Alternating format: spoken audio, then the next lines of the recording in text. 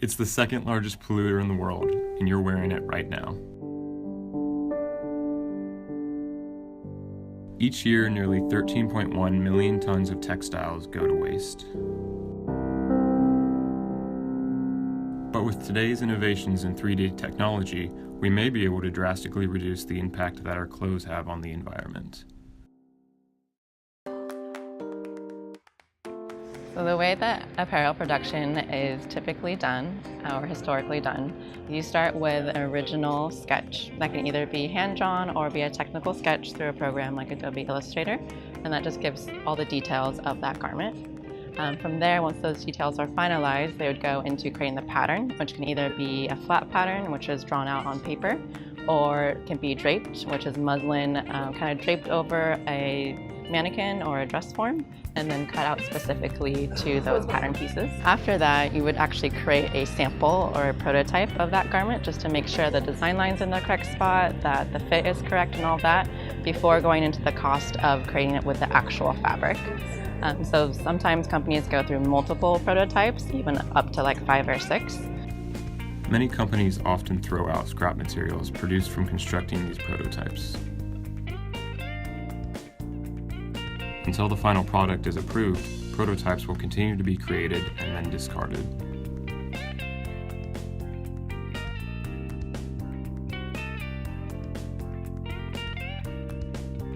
A common disposal technique is incineration, which is problematic because a good portion of fabrics are made from synthetic fibers or treated with chemical dyes that are highly toxic to the environment. If they were instead redirected into a recycling program, it would be the environmental equivalent of removing 7.3 million cars and their carbon emissions off the road.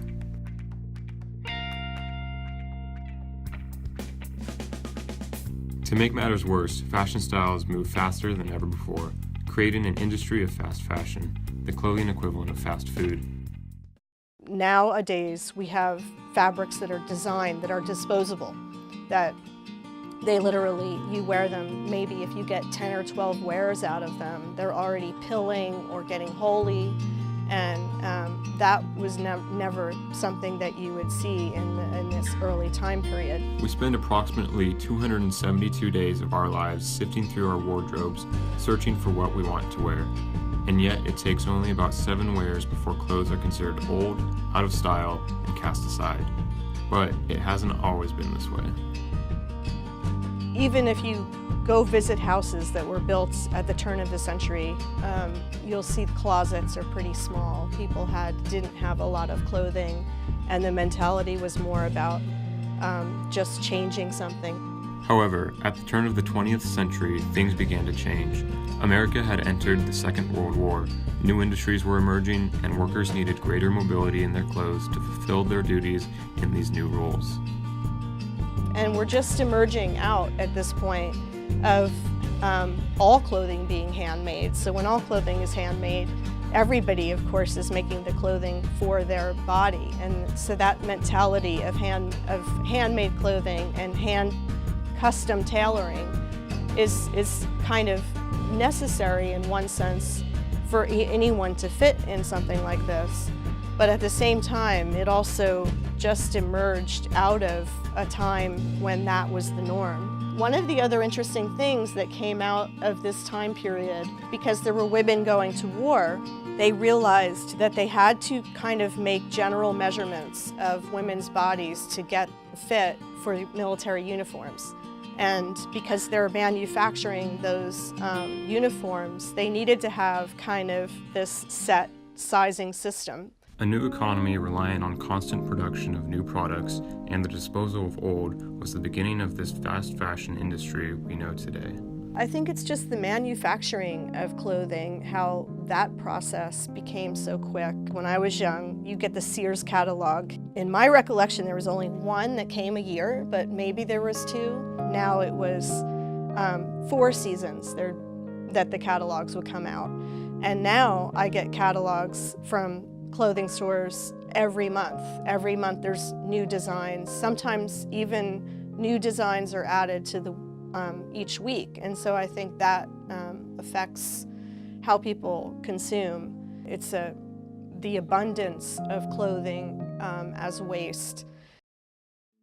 As new options become available for 3D design and customization, solutions for reducing the impacts of waste might be on the horizon.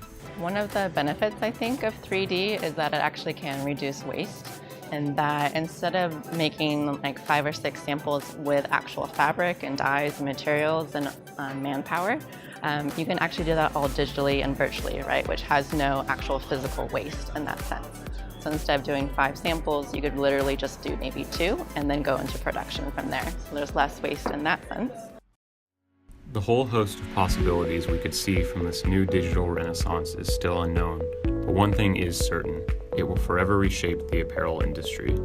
Well, the wonderful thing about digital is that it can be very quick and cost-effective, so you can try different things without having to invest in an entire assembly line of products. And so that is wonderful that we can have more one-off types of customized experiences in a much easier way than we could before. And everyone buys stuff and everyone wears clothes, so I think there's a multitude of opportunities to think outside of the box as far as apparel design and where that can fit in goes. I think it could help in that maybe people would feel like this is really something that's special for me individually. And definitely people felt good back in earlier times if they have something that they're working with a designer to create. You get to kind of have a relationship with how your clothing is made.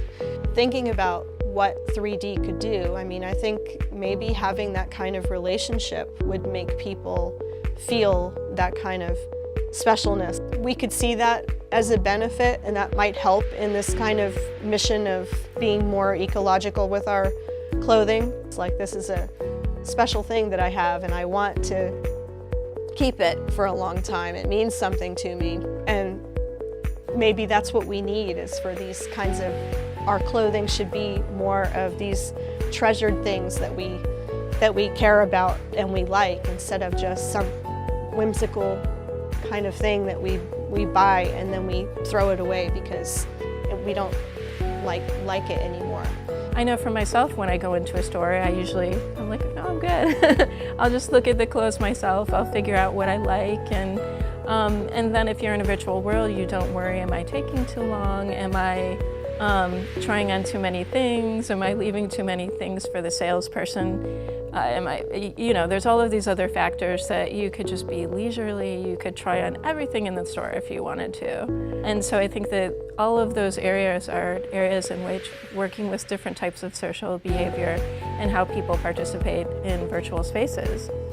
I do think that in virtual spaces in general, people have a certain amount of lack of inhibition that they might have in physical spaces, and that can be great for integrating people trying on different wardrobes and costumes and sort of like things from different stores as opposed to just going to a single store. Can the new frontier of customization create more value in our garments?